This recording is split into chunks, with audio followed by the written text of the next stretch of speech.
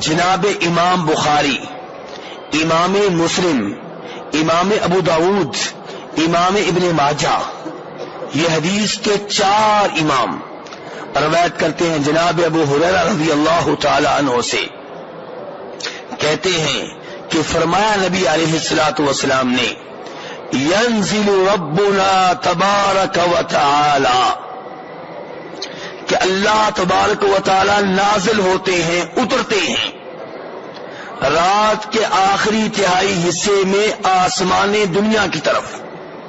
اللہ ایسے اترتے ہیں جیسے اللہ کے شیان شان ہے۔ کیفیت ہم نہیں جانتے، اللہ کے اترنے کو انسان سے تشبیہ نہیں دیں گے، لیکن یہ بھی مانیں گے کہ اللہ اترتا ہے۔ آپ کو کئی ایسے مولوی مل جائیں گے، کون مل جائیں گے؟ مولوی، جو ایسی حدیثوں کی آیتوں کی تعویلیں کرتے ہیں، معنی تبدیل کر دیتے ہیں، کہتے ہیں نہیں جی اللہ نہیں اتر سکتا۔ کیوں جی؟ تم دے کر آئے ہو؟ کہتے ہیں نہیں یہ اللہ کے لیے مناسب نہیں ہے لفظ۔ تو بولا کس نے یہ لفظ؟ نبی علیہ الصلوۃ والسلام نے۔ کس نے بولا ہے؟ تم نبی علیہ الصلوۃ والسلام سے زیادہ عقلمند ہو، نبی علیہ الصلوۃ والسلام سے زیادہ سیانے ہو، آپ سے زیادہ سمجھدار ہو۔ یہ عجیب لوگ ہمیں مل گئے ہیں، یہ عجیب لوگ ہمیں مل گئے ہیں جو محبت ہی محبت میں دین کو تبدیل کر رہے ہیں، جو محبت ہی محبت میں دین کو تبدیل کر رہے ہیں۔ کہتے ہیں کسی کا طوطا تھا، وہ طوطا مالک سے بھاگ کے کہیں اور چلا گیا، جس کے پاس چلا گیا اس نے کہا کہ طوطا کتنا پیارا ہے، پکڑ لیا، کہنے لگا بیچارے کے اوپر کتنا بوجھ ہے پروں کا، اس نے پر کاٹ دیے۔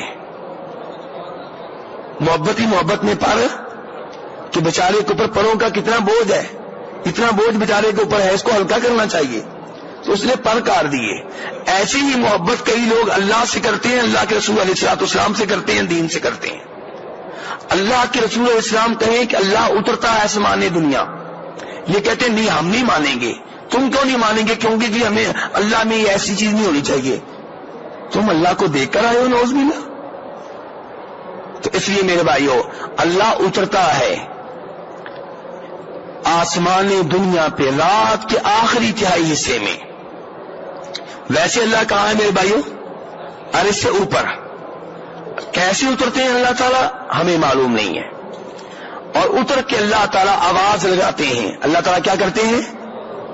یہاں سے اللہ کی صفت ایک اور معلوم ہو گئی میرے بھائی، آپ نے رب کو پہچانے، اپنے رب کو پہچانے۔ رب کی کئی صفتیں اس حدیث میں آ رہی ہیں، ایک تو یہ آ گئی کہ اللہ رات کے آخری حصے میں اترتا ہے، دوسرا یہ کہ اللہ آواز دیتے ہیں، اور اس سے پہلے اس حدیث کے علاوہ میں ذکر کر چکا ہوں کہ اللہ سنتا ہے، اللہ دیکھتا ہے، یہ سب اللہ کی صفتیں ہیں۔ اللہ سنتا ہے، اللہ کی کیا ہے؟ اللہ دیکھتا ہے، اللہ کی کیا ہے؟ اللہ رات کے آخری تہائی حصے میں آسمان دنیا پہ اترتا ہے، یہ اللہ کی صفت ہے۔ اللہ آواز دیتا ہے، اللہ کی صفت ہے۔ اچھا جی، اللہ آواز دے کے کیا کہتے ہیں؟ اللہ کہتے ہیں من یدعونی فاستجیب لہ، کون ہے جو مجھ سے دعا کرے میں اس کی دعا قبول کروں۔ انسان کہتا ہے کہ آئندہ میرے گھر میں مانگنے کے لیے نہ آنا، اس دفعہ تمہیں دے دیے ہیں، آئندہ سوال کرنے کے لیے مانگنے کے لیے تم تو بار بار مجھے تنگ کر، تمہیں ایک دفعہ میں نے دیا ہے تم تو عادی بن گئے ہو۔ اور اللہ کہتا ہے ہر رات کے آخری حصے میں کون ہے جو مجھ سے دعا کرے، مجھ سے مانگے، میں اس کی دعا قبول کروں۔ اور ہم جو روتے پھر رہے ہیں کہ پریشان ہیں جی، ہم اس وقت خرگوش کی نیند سوئے ہوتے ہیں۔ ایک طرف کہتے ہیں دعائیں قبول نہیں ہوتی، دعائیں قبول کروانے کے لیے لمبا سفر کرنے کے لیے تیار ہیں۔ کوئی دعا قبول کروانے کے لیے پاکستان سے انڈیا کسی بزرگ کی قبر پہ جا رہا ہے، ٹائم بھی لگائے گا، پیسہ بھی لگائے گا۔ کوئی عراق جا رہا ہے، جناب علی کی قبر پہ رضی اللہ تعالیٰ عنہ، کوئی بغداد جا رہا ہے شیخ عبد القادر جیلانی رحمہ اللہ کی قبر پہ، اور اللہ کہہ رہا ہے کہاں جا رہے ہو، میں تو قریب ہوں، میں یدعونی فاستجیب له۔ رات کے آخری تہائی حصے میں، ہر رات کے آخری تہائی حصے میں اللہ تو آواز دیتے ہیں، کون ہے جو مجھ سے دعا کرے میں اس کی دعا کو قبول کروں۔ تو باقی کہیں اور کیوں جاتا ہے؟ اللہ کہتا ہے مجھے پکار، مجھ سے مانگ، مجھے مانگے گا تو میں خوش ہوں گا۔ تیرا مانگنا بھی عبادت ہے، تیرے سوال کو بھی عبادت بنا کے لکھ دوں گا۔ اور ہم ہیں کہ اللہ کو چھوڑ کے دائیں بائیں بھاگ رہے ہیں کہ نہیں جی اللہ ادھر سے جائیں تو پھر قبول کرتا ہے۔ یہ تو اللہ کی توہین کر رہے ہیں۔ اللہ کہتا ہے کہ میں قریب ہوں، سننے کے لحاظ سے قریب ہوں، مجھے پکارو۔ ہم کہتے ہیں نہیں۔ اور عجیب بات یہ میرے بھائیوں، میں کئی دفعہ خبردار کر چکا ہوں اس درس میں کہ انسان کتنا بیوقوف ہے۔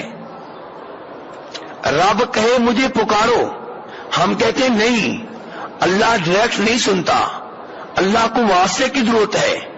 کسی بزرگ کے پاس جائیں گے، کسی قبر پہ جائیں گے، کسی قبر والے کو یہاں سے آواز دیں گے، قبر والے سے کہیں گے اللہ سے لے کر دو۔ اچھا اللہ کی باری آئی تو کیا کہتے ہیں؟ کس کی ضرورت ہے جی؟ واسطے کی ضرورت ہے۔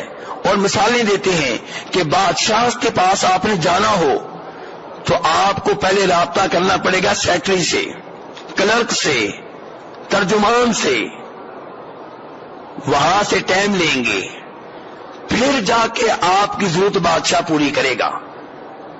تو کیا نعوذ باللہ آپ لوگوں نے اللہ کو بادشاہ سے ملا دیا ہے؟ بلکہ اتنے ظالم ہیں کہ جب بزرگوں کو پکارتے ہیں، شیخ عبد القادر جیلانی رحمہ اللہ فوت ہو چکے ہیں، ہمارے بھی بزرگ ہیں، فوت ہو چکے ہیں، قبر ان کی کہاں ہے؟ قریب ہے کہ دور ہے؟ وہ فوت ہو گئے، اللہ زندہ ہے، وہ فوت ہو گئے، اور فوت ہونے کے بعد قبر میں دفنا دیا گیا، مٹی ڈال دی گئی، اور اللہ قرآن پاک میں کہتے ہیں جو فوت ہو گیا تمہاری آواز نہیں سنتا، جو قبر میں چلا گیا تمہاری آواز نہیں سنتا۔ ہم پھر بھی کہتے ہیں کہ وہ ہماری سنتے ہیں، اور اتنی دور قبر ہے، کبھی کسی نے نہیں کہا کہ یہاں بھی کوئی وسیلہ تلاش کر لیں کہ لاہور میں ہے تو پہلے لاہور والے بزرگ سے رابطہ کریں کہ بھئی آپ کے ذریعے ہم چاہتے ہیں کہ ہماری پکار جو ہے بغداد پہنچ جائے، اور چونکہ لاہور بھی بہت دور ہے تو لاہور والے بزرگ سے کہیں کہ تم ہماری جو ہے التجا، ہماری درخواست کراچی تک پہنچا دو، اور کراچی والا بزرگ تھوڑا آگے پہنچا دے۔ وسیلے واسطے ہونے چاہیے سیڑھیاں نہیں، وہاں کسی سیڑھی کی ضرورت نہیں، وہاں شیخ عبد القادر جیلانی کو ڈائریکٹ پکاریں گے، اور اللہ کی باری آئے جو اللہ زندہ، سننے والا اور کہنے والا کہ مجھے پکار کر دیکھو، اس کو کہتے ہیں نہیں یا اللہ وسیلے کی ضرورت ہے، کسی بزرگ سے رابطہ کریں گے وہ تم سے لے کر دے گا، تو ہماری سنتا نہیں، ان کی موڑتا نہیں۔ اللہ کہتا ہے میں سنتا ہوں، کہتے ہیں نہیں تو نہیں سنتا۔ عجیب بات ہے بھی۔ تو بہرحال یہ حدیث، یہ دعا، اللہ تعالیٰ کیا کہتے ہیں؟ آواز لگاتے ہیں اللہ تعالیٰ رات کے آخری تہائی حصے میں، من یدعونی فاستجیب له، کون ہے جو مجھ سے دعا کرے میں اس کی دعا کو قبول کر لوں۔ آگے فرمایا من یسألنی فاعطیہ، کون ہے جو مجھ سے سوال کرے میں اسے عطا کروں، کون ہے جو مجھ سے سوال کرے میں اسے عطا کروں۔ من یستغفرنی فاغفر له، کون ہے جو مجھ سے گناہوں کی معافیاں مانگے میں اس کو معاف کر دوں۔ اور اللہ کی یہ آواز فجر تک جاری رہتی ہے۔ میرے بھائیوں کتنی عظیم دعا ہے، کتنا عظیم وقت ہے، اسی لیے اس وقت دعا کرنا بہت اس کی فضیلت ہے، اس وقت تہجد کی نماز پڑھنا اس کی بہت فضیلت ہے۔ نفل آپ عشاء کے بعد بھی پڑھ سکتے ہیں، جو رات کے نوافل ہیں نا، رات کے نوافل وہ آپ عشاء کے بعد بھی پڑھ سکتے ہیں، وہ آپ رات کو 12 بجے بھی پڑھ سکتے ہیں، لیکن رات کے آخری تہائی حصے میں پڑھیں گے اس کا ثواب زیادہ ہے۔ دعا کسی وقت بھی کریں اللہ سنتا ہے، لیکن رات کے آخری تہائی حصے میں اہمیت زیادہ ہے۔ اللہ آواز لگاتے ہیں کون ہے جو مجھے پکارے میں اس کی پکار قبول کروں، کون ہے جو مجھ سے سوال کرے میں اسے عطا کروں، کون ہے جو مجھ سے معافیاں مانگے میں اس کو معاف کر دوں۔ شعبان کی 15 تاریخ کو آپ کیا کرتے ہیں؟ شب برات مناتے ہیں، کیا یہ کسی صحیح حدیث سے ثابت ہے؟ شعبان کی 15ویں رات کو جاگنا، اللہ کی عبادت کرنا، نفل پڑھنا، قیام کرنا اور 15 تاریخ کے دن روزہ رکھنا، یہ دونوں چیزیں نبی علیہ الصلوۃ والسلام سے کسی صحیح حدیث سے ثابت نہیں ہیں۔ البتہ ان کے بارے میں کچھ من گھڑت روایات اور ضعیف روایات آتی ہیں۔ ایک من گھڑت روایت آپ کے سامنے رکھتا ہوں جس کا آج کے درس سے بھی تعلق ہے۔ وہ کیا ہے؟ امام ابن ماجہ روایت کرتے ہیں۔ امام ابن ماجہ کی حدیث کی کتاب بڑی عظیم کتاب ہے، اس میں اکثر حدیثیں صحیح ہیں، لیکن کہیں کہیں پہ ضعیف اور من گھڑت روایات بھی آ گئی ہیں۔ ان میں سے ایک یہ ہے جو بھی بیان کرنے لگا ہوں۔ امام ابن ماجہ روایت کرتے ہیں جناب علی رضی اللہ تعالی عنہ سے، وہ کہتے ہیں کہ فرمایا نبی علیہ الصلوۃ والسلام نے کہ جب شعبان کی 15ویں رات ہوتی ہے تو اس رات قیام کرو اور اس کے دن روزہ رکھو۔ کیونکہ اللہ تبارک و تعالی شعبان کی 15ویں رات مغرب کے وقت، شعبان کی 15ویں رات کس وقت؟ مغرب کے وقت اللہ تعالیٰ آسمان دنیا پہ اتر آتے ہیں، بقول اس روایت کے جو من گھڑت ہے، آسمان دنیا پہ اتر آتے ہیں اور فجر تک اللہ تعالیٰ آواز لگا کر کہتے ہیں کون ہے جو مجھ سے رزق مانگے میں اس کو رزق دے دوں، کون ہے جو مجھ سے دعا کرے اس کی دعا قبول کر لوں، کون ہے جو کسی تکلیف میں مبتلا ہو اس کو میں عافیت دے دوں۔ میرے بھائیو، صحیح حدیث جو پہلے میں نے بیان کی تھی وہ کس کتاب میں آئی ہے؟